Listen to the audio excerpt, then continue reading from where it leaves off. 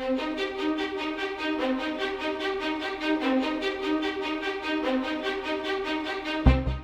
Hannah Spacek. I'm a veterinarian from Needville, Texas, and I'm the owner of Needville Animal Hospital. I'm also a wife, and I'm a mother of 3 young children.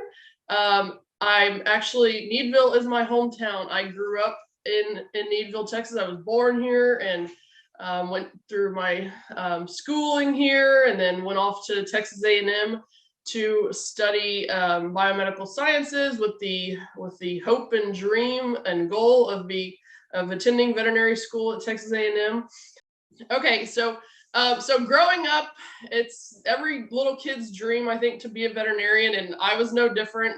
That was always my dream from the time I knew what a veterinarian was. That's what I wanted to be in life. And somehow, through, I guess, my determination and my family's support and encouragement, I was able to, I'm here now, and I accomplished it. If you had asked me at any point in my life, like, if you weren't going to be, I guess I was asked that at points in my life, if you weren't going to be a veterinarian, what would you be? I'm not usually short on words, but I have no answer for you. I've always wanted to be a veterinarian. I wouldn't really entertain the thought of anything else. And so I just, as I went through my schooling and things, that was always the goal I had in mind. And I think it's honestly was my destiny. I think I was called to do this. That's how I, even on hard days, I look back and I think, today really wasn't a great day, but I still feel like at the end of the day, I was called to do the work that I'm doing and to be a veterinarian and to kind of help people. I mean, it's easy to think of a veterinarian as only helping animals, but certainly I've rarely seen an animal come in without a human attached to them or owning them or caring for them. So, it's important for me to help others realize there's always a human and an animal connection that I'm dealing with. And that's one part that I really like about my job. I do love animals. I enjoy animals. They're cool to me. They're better than people sometimes, but people are also pretty good. But I really enjoy seeing people bond with their animals, whether it's a little dog or a cat or a livestock animal, a horse that they use to compete. There's always some relationship there. Most of them good, healthy relationships, and being able to help the animal, which usually helps the person. That's part of my job that I feel like is unique, and that's, I guess, what makes me want to keep doing it every day. Is it's every relationship just is different, and every animal is different, and every scenario with their health is different.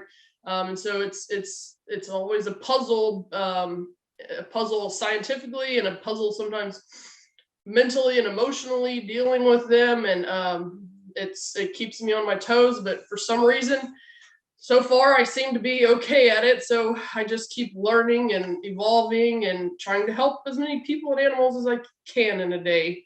A lot of veterinarians prefer, very few are large animal veterinarians. And so you deal with cows and horses and, of course, goats, which is where we come in sometimes. But I just wondering, was that a decision, or is that just reality of living out in Needville that you knew that would be a big part of your practice?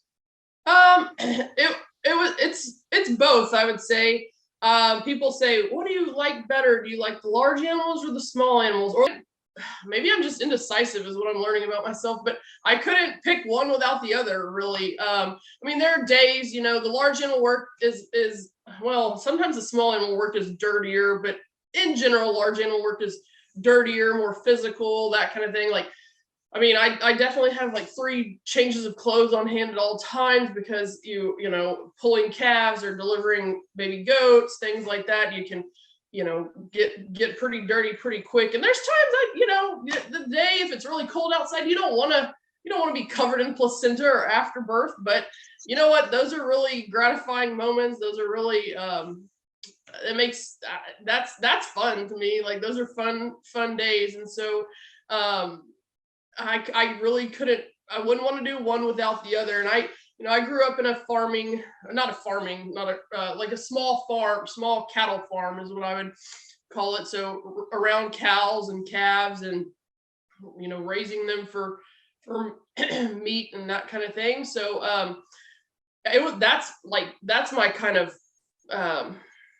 just what I go back to, and what I probably know the best of anything is cow calf operations, and what all that entails. And so I love talking about that with people. So that's part of the other greatness of large animal practice is the interactions with producers, and sometimes not even about the hands-on treating an animal. There's a lot of consulting and discussion and education, I feel like, that goes into it. And thankfully I like that part too. I really love to share what I know, and I'm always, I'm the first to tell you, I'm never going to know everything. So I love learning things that I can pass on and share as well. So that's part of what I like about, large animal medicine.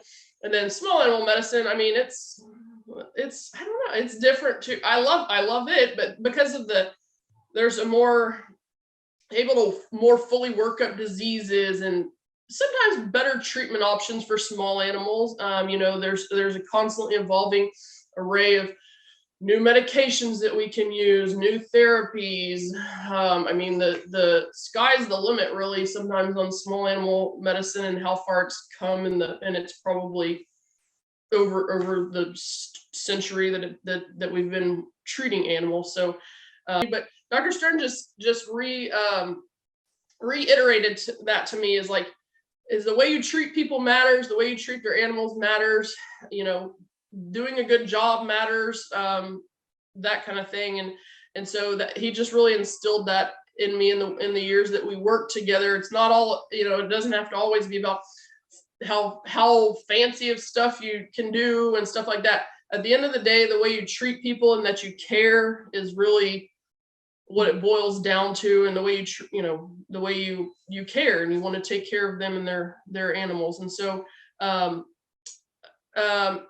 feel lucky to have worked with him. I feel lucky that I was able to take over his practice, and just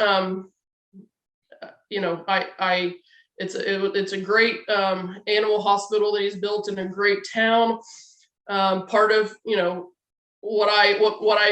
when I started to have this goal of I want to go talk to Dr. Stern, I want to buy this practice from him. Part of it was I want to be in my hometown. I want to serve the people that I know, which that's got some drawbacks too, because everybody, and then maybe they still see you as a 15-year-old kid. I don't really know, but I wanted to be part of my community, and stay part of my community, and be an integral part of the community, and be able to help people for a long, long time. So, okay. So the second to last question is, how does your faith, or has your faith, influenced the way that you look at work? It makes me keep showing up every day. That's for sure. I'm following the path that he's laid out for me. I hope I am. I think I am. I keep asking him that just to make sure that that's the plan. It's a hard career. I don't know if within veterinarians themselves, there's a lot of mental health disorders. There's high rates of suicide, things like that. So I try to, I feel like it's important. My relationship with God and my faith is important to keep me seeing the good, and seeing that